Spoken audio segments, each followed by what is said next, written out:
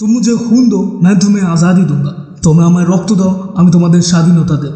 Give me blood and I'll give you freedom। Dear friends, आज का ये video मेरे साथ ही हर उस भारतवासी के लिए बहुत खास है जो अभी इस आजाद भारत में सांस ले रहे हैं। दोस्तों, आज की इस वीडियो में हम उस शख्सियत के बारे में जानकारी देने की कोशिश करेंगे जो इस पृथ्वी में हम आम से इंसानों के बीच एक ही बार आता है और पूरे इंसानियत को वो सीख दे के जाता है कि कैसे कोई अपने देश के लिए, अपने लोगों के लिए हर उस हद को पार कर सकता है जो हम और आप सोच भी नहीं सकते। जहाँ एक तरफ इसी देश में जन्मे लोगों ने अंग्रेजों का साथ देते हुए जालियनवाला बाग जैसे घटनाओं को अंजाम दिया, वहीं दूसरी तरफ वो ऐसे विचारों के साथ अपने साथ लाखों लोगों को जोड़ लेते थे जो उनके साथ मिलकर अपना खून देकर देश को आजाद कराने के लिए मरने मारने पर तैयार रहते थे। जब तक हम भारतीयों का अस्तित्व इस दुनिया में है तब तक वो हमारे दिलों में रहेंगे। दोस्तों, साल था 23 जनवरी 1897। हिंदुस्तान के कटक में एक अमीर बंगाली परिवार में उनका जन्म हुआ। उनके पिता का नाम जानकीनाथ बोस और माता प्रभावती देवी थी। जन्म के बाद कटक के प्रोटेस्टेंट स्कूल में उन्होंने प्राइमरी और 1909 में रेवेंशा कॉलेजिएट स्कूल में दाखिला लिया। 1915 में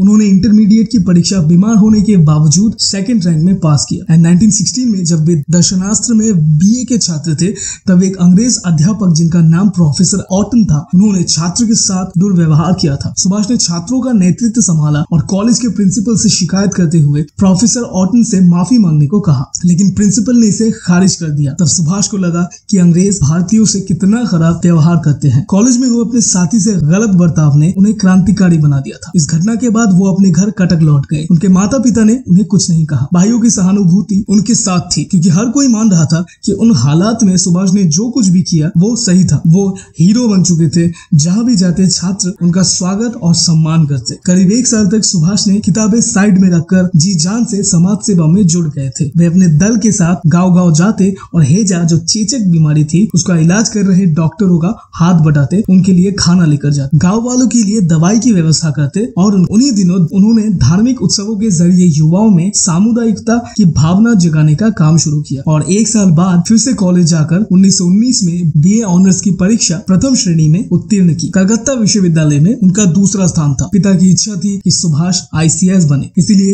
15 सितंबर 1919 को वो इंग्लैंड चले गए। एडमिशन लेना तो एक बहाना था, असली मकसद तो ICS में पास होकर दिखाना था और सिर्फ 7 महीने में 4th रैंक के साथ उन्होंने ICS क्लियर कर दिया था, जो तब के समय सबसे मुश्किल एग्जामों में से एक माना जाता था। इसके बाद उन्होंने अपने बड़े भाई शरद चंद्र बोस को पत्र लिखकर बताया कि वो ICS की नौकरी नहीं करना चाहते थे। उनके दिलो दिमाग पर स्वामी विवेकानंद और महर्षि अरविंद घोष के आदर्शों ने कब्जा कर रखा था। ऐसे में ICS बनकर वो अंग्रेजों की गुलामी कैसे कर पाएंगे। और 22 अप्रैल 1921 को भारत सेक्रेटरी ES मोंटेगू को ICS से त्याग पत्र देने का पत्र लिखा। सुभाष जून 1921 में मानसिक नैतिक विज्ञान में ऑनर्स की डिग्री के साथ स्वदेश वापस लौट आए। कोलकाता के स्वतंत्रता सेनानी देशबंधु चित्तरंजन दास के कार्य से प्रेरित होकर सुभाष दास बाबू के साथ काम करना चाहते थे। इंग्लैंड से उन्होंने दास बाबू को खत लिखकर उनके साथ काम करने की इच्छा प्रकट की। रविंद्रनाथ ठाकुर की सलाह के अनुसार भारत वापस आने पर वे सर्वप्रथम मुंबई गए और महात्मा गांधी से मिले। मुंबई में महात्मा गांधी मणि भवन में निवास करते थे। वहां 20 जुलाई 1921 को गांधी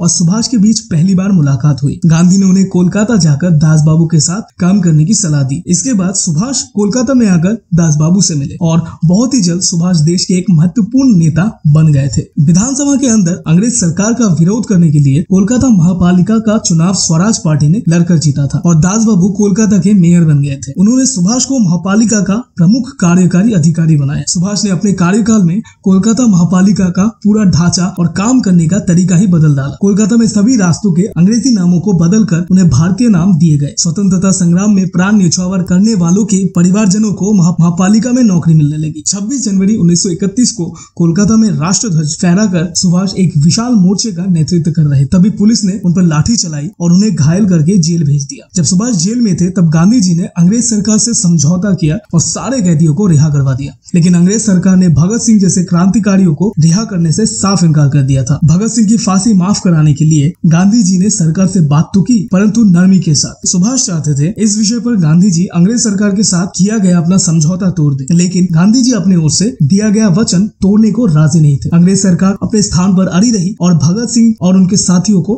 फांसी दे दिया गया। भगत सिंह को न बचाने पाने पर सुभाष गांधी और कांग्रेस के तरीकों से बहुत नाराज हो गए थे। अपने सार्वजनिक जीवन में सुभाष को कुल 11 बार कारावास हुआ था। सबसे पहले उन्हें 16 जुलाई 1921 में 6 महीने का कारावास हुआ। जेल में रहते समय सुभाष की तबीयत बहुत खराब हो गई थी, उन्हें टीबी हो गया था, परंतु अंग्रेज सरकार ने फिर भी उन्हें रिहा करने से इनकार कर दिया। सरकार ने उन्हें रिहा करने के लिए ये शर्त रखी कि वे इलाज के लिए यूरोप चले जाए, लेकिन सरकार ने यह स्पष्ट नहीं किया कि इलाज के बाद वे भारत कब लौट सकते थे, इसलिए सुभाष ने ये शर्त स्वीकार नहीं की। आखिर में परिस्थिति इतनी कठिन हो गई कि जेल अधिकारियों को यह लगने लगा शायद ये कारावास में ही ना मर जाए। अंग्रेज सरकार यह खतरा भी नहीं उठाना चाहती थी कि सुभाष की मृत्यु कारागृह में हो जाए, इसलिए सरकार ने उन्हें रिहा कर दिया और उसके बाद सुभाष इलाज के लिए डलहौजी चले गए। 1930 में सुभाष कारावास में ही थे कि चुनाव में उन्हें कोलकाता का मेयर चुना गया, इसलिए सरकार उन्हें रिहा करने पर मजबूर हो गई। 1932 में सुभाष को फिर से कारावास हुआ। इस बार उन्हें अल्मोड़ा जेल में रखा गया। अल्मोड़ा जेल में उनकी तबीयत फिर से खराब हो गई। तब डॉक्टर्स की सलाह पर सुभाष इस बार इलाज के लिए यूरोप जाने को राजी हो गए थे। 1933 से लेकर 1936 तक सुभाष यूरोप में रहे। यूरोप में सुभाष ने अपनी सेहत का ख्याल रखते हुए अपने कार्य को जारी रखा। वहां वे इटली के नेता मुसोलिनी से मिले, जिन्होंने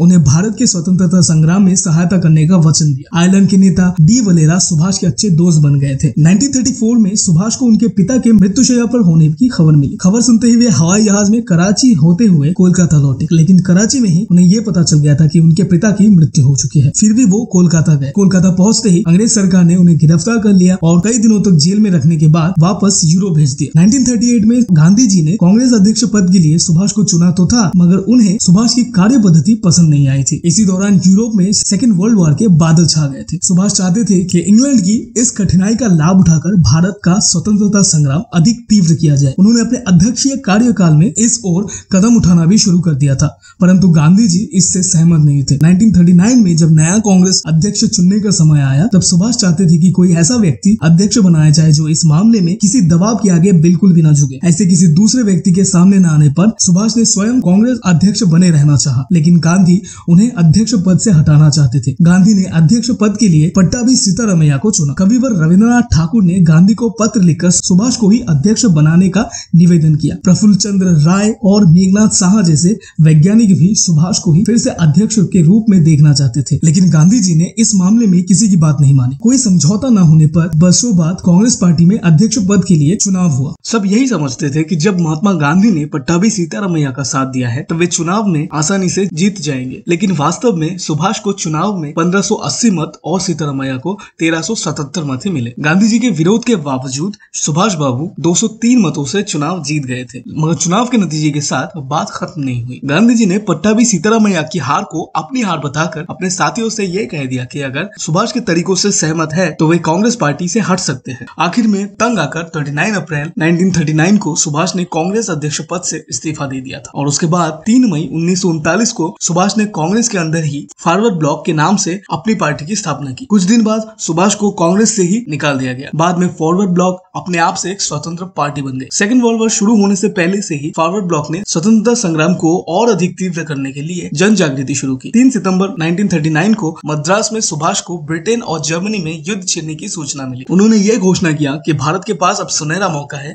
और उसे अपनी मुक्ति के लिए अभियान को तेज कर देना चाहिए। 8 सितंबर 1939 को युद्ध के प्रति पार्टी का रुख तय करने के लिए सुभाष को विशेष आमंत्रित के रूप में कांग्रेस कार्य समिति में बुलाया गया। उन्होंने अपनी राय के साथ ये संकल्प भी दोहराया, कांग्रेस ये काम नहीं कर सकती है तो फॉरवर्ड ब्लॉक अपने दम पर ब्रिटिश राज के खिलाफ युद्ध शुरू कर देगा। इसके परिणाम स्वरूप अंग्रेज सरकार ने सुभाष सहित फॉरवर्ड ब्लॉक के सभी मुख्य नेताओं को कैद कर लिया और सेकेंड वर्ल्ड वॉर के दौरान सुभाष जेल में निष्क्रिय रहना नहीं चाहते। सरकार को उन्हें रिहा करने पर मजबूर करने के लिए सुभाष ने जेल में आमरण अनशन शुरू कर दिया। हालत खराब होते ही सरकार ने उन्हें रिहा कर दिया, मगर अंग्रेज सरकार ये भी नहीं चाहती थी कि सुभाष युद्ध के दौरान मुक्त रहे, इसलिए सरकार ने उन्हें उनके ही घर पर नजरबंद करके बाहर पुलिस का कड़ा पहरा बिठा दिया था। नजरबंदी से निकलने के लिए सुभाष ने एक योजना बनाई। 16 जनवरी 1941 को वे पुलिस को चकमा देते हुए एक पठान मोहम्मद जियाउद्दीन के वेश में अपने घर से निकले। शरद बाबू के बड़े बेटे शिशिर ने उन्हें अपनी गाड़ी से कोलकाता से दूर गुमो तक पहुंचाया। गुमो रेलवे स्टेशन से फ्रंटियर मेल पकड़कर वो पेशावर पहुंचे। पेशावर में उन्हें फॉरवर्ड ब्लॉक के एक सहकारी